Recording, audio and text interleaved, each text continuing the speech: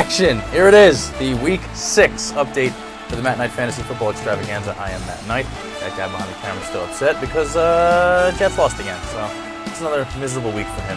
And his fantasy football team really stinks. So, sorry, Tom.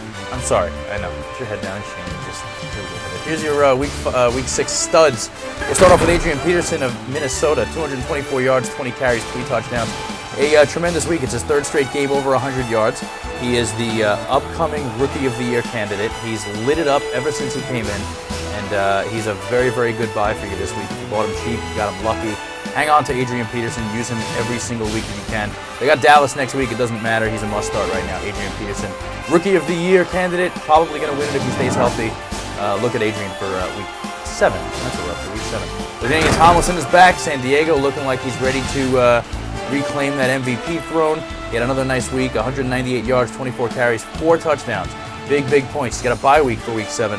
So ignore him, cut him from your team. You're going to have to buy him a little bit more expensive because when you cut him, you have to rebuy him at the price that you sell him at or what the price is on the stock wire.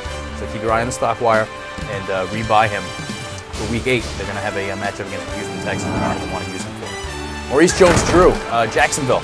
125 yards, 12 carries. That's the problem with Jones-Drew. He did have 2 touchdowns, but he's only averaging about 10 carries per game.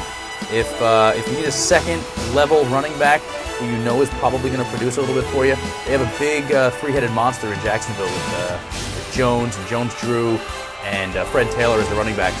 So you could probably avoid him because he's only going to get those 10 carries a game. Look for somebody else, but he will produce if he's in your lineup. Some duds for week 6. We're up to week 6 already. Week 6 of the NFL fantasy football season. It's crazy. Sean Alexander, another dud. 35 yards on 14 carries. He's playing through a wrist injury. He got a wrist injury early in the season, even through the preseason, which never really recovered. He's playing through it, trying to get everything, but otherwise it's just mediocre for Sean Alexander. He came in as a top 10 running back, top 10 player in the preseason, but he's not really living up to the expectations. He's got the Rams next week. So you may want to give him another shot and see if there's anybody else available who's got a better shot for you guys. Brett Favre, it's weird to put him in here after a couple of weeks ago. We had him in here as a stud. Now he's a dud. Another injury report. He only had 188 yards against Washington, no touchdowns, no interceptions. But he got his ankle rolled up on early in the game.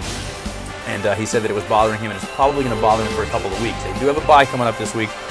Call it a bump in the road for Brett Favre. He'll come back in week 8 and play Denver. Probably going to come back with a pretty decent game there. So check your eye out on his injury stats with Brett Favre. And if you need a quarterback, he's a nice option. All right, Tom. Chad Pennington, the Jets, well received. It looks like the Kellen Clemens era is about to begin in the Meadowlands. It looks like the fans don't want Chad Pennington out there anymore. It looks like that they wanted to trade him. There was talk about trade. Eric Mangini said absolutely ludicrous. It's not going to happen.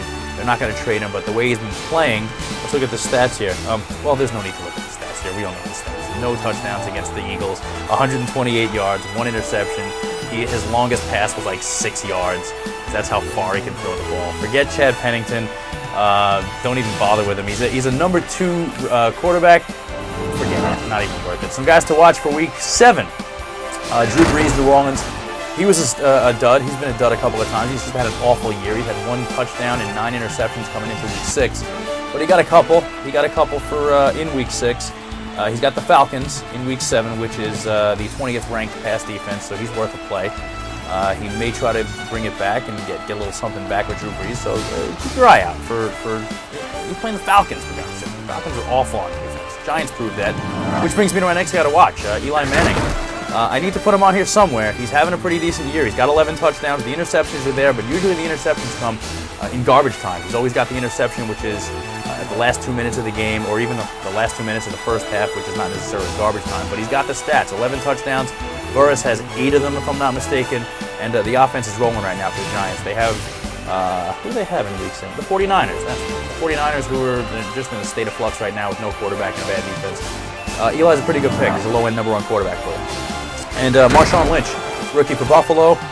He's a must-start. He's become a must-start now. He's just carrying the ball 20, 25 times. It's only a matter of time before he breaks out. Buffalo has 0 offense, and he's most of the offense. And they have even though they're playing the Ravens, they have the Ravens in week 7. He's worth a shot. Give him a little look. Get him cheap. Marshawn Lynch for week 7. Winner of week 6, the Blowfish. Sans Hootie. I don't know if it's with or... Blowfish, the winners of the Week 6, they got a gift certificate. They, he, she, it's a he. Sports memorabilia from Lori and Me. You can check out loriandme.com for all the information if you want to get involved with this league. We thank the Sawmill as well for powering this Matt Night Fantasy Football Extravaganza Sunday during the games. $2 Miller Lights, $2 Miller Chills. Check their website. Everything is below me at some point. It's all around here. And the overall leader is Collins Crushers. Collins Crushers standing through Week 6. The champion, the zenith of all that is the Matt Night Fantasy Football League. Tom, how are you, man? 96th place, right? Is that what I heard? 96th? 96th. Yeah, that sounds about right. 16th. Look out, Collins Crushers. Look out. I'm coming for you guys. After Week 7, I'll talk to you guys with another update. Make your lineup picks because the salaries are updated, and I'll see you guys after the games on Week 7.